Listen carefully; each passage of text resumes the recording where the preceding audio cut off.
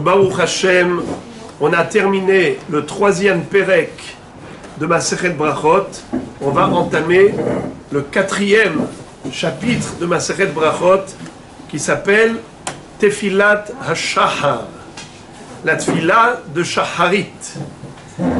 Jusqu'à présent, pendant ces trois premiers prakim, on a étudié longuement tous les sujets relatifs à la mitzvah de Kriyat Shema.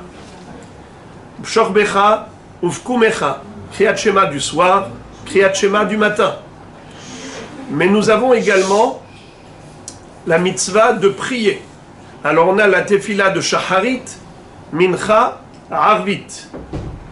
Et on peut être étonné de l'inversion de l'ordre de cette étude, à savoir que au niveau de Kriyat Shema, la Masechet Brachot a commencé avec le sujet de Kriyat Shema shel Arvit. D'accord ? Et ensuite elle a posé la question, qu'en est-il de Kriyat Shema shel Shaharit? Mais ematai korin et Shema be'Arvit, mais ematai korin et Shema be'Shaharit. Tandis qu'au niveau de la Hamida, au niveau de la Tfila, on parle de Tfilat HaShahar, d'accord ?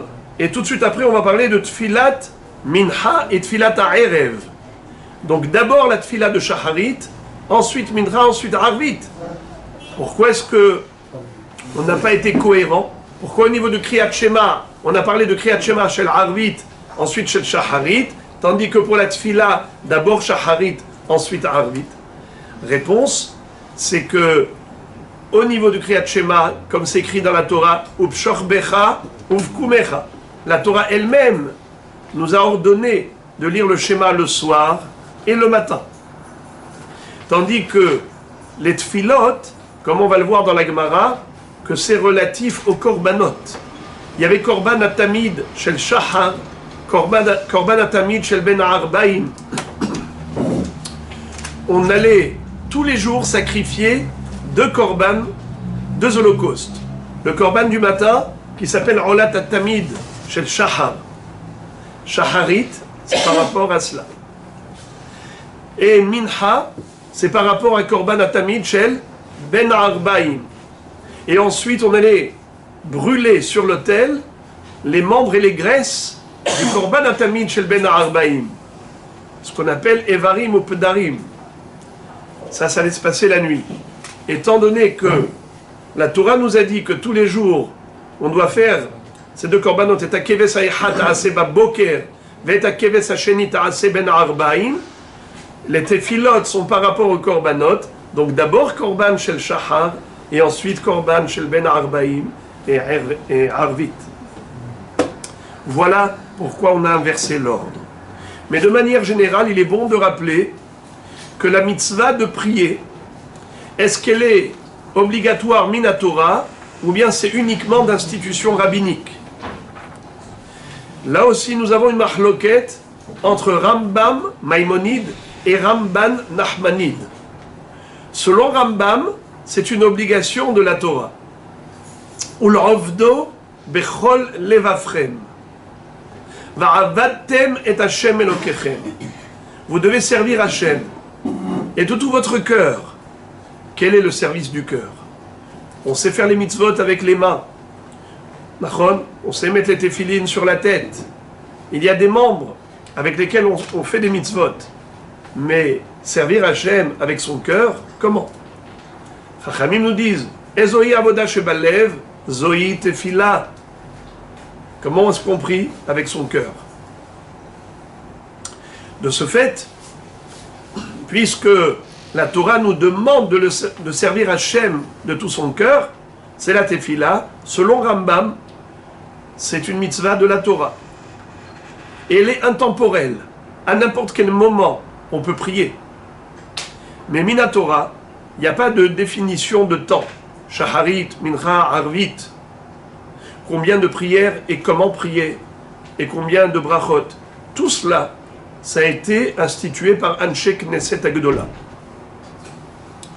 Qui en effet, en fonction, comme j'ai dit, des korbanot, ils ont institué ces trois tfilot et composés de 18 brachot. D'après Rambam, la structure des 18 brachot correspond à la mitzvah de prier Minatora. D'abord, on fait des shvachim à Dieu, des louanges à Akadosh Baruch Hu. C'est pour ça qu'ils ont rédigé ces trois brachot. Magen Avraham, Mechaye Hametim, Ha'el HaKadosh. C'est des shvachim. Ensuite, à la fin de la Hamida, c'est la Hoda'a. Modim anachnu lach, atov shimcha ulchana elehodot. Savoir remercier Hachem pour ce qu'on a reçu, pour ce qu'on a, pour ce qu'on est. Et au milieu, entre les 3 premières brachot et les 3 dernières, puisque les 3 dernières c'est Avoda, Hoda'a, Shalom, au milieu on a 13 brachot. Au début c'était 12. Depuis Atahonen jusqu'à Shema Kolenu, on a exactement 12 demandes.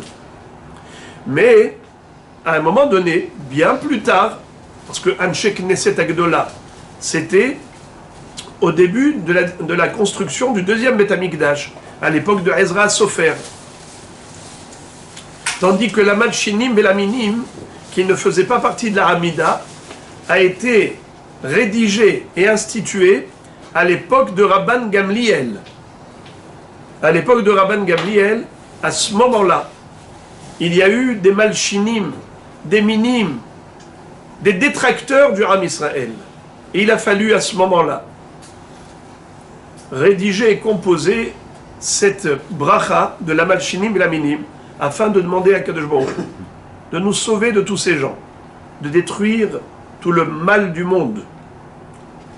La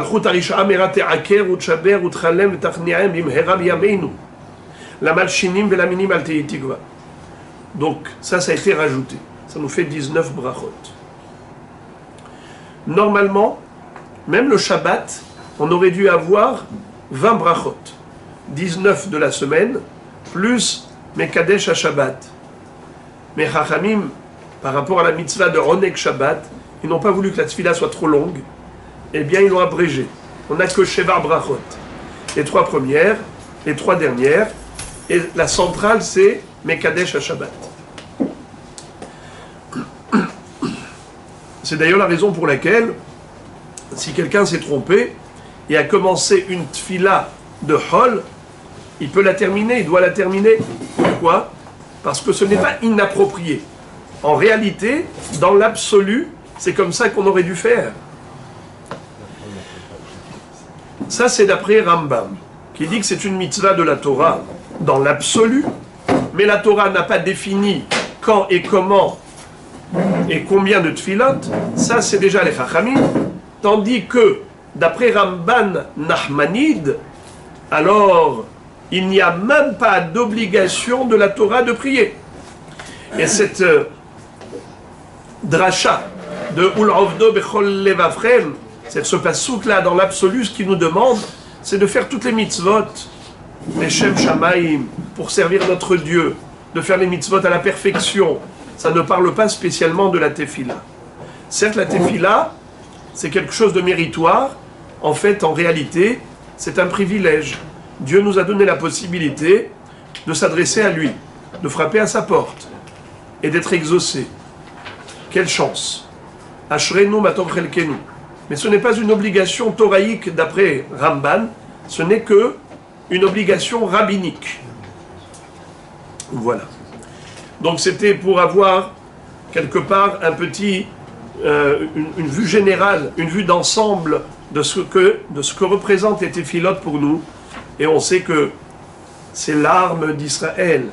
Herev pipiyot beyadam, romemot el bigronam, herev pipiyot beyadam. On chante des louanges à Kadosh Baruch Hu, on le supplie, on le prie, et il est Shomea Tefila. Comme je l'ai dit, jusqu'à présent on a traité longuement du sujet de Kriyat Shema, mais désormais on va étudier le sujet des Tefilot, Shacharit, Mincha et Arvit.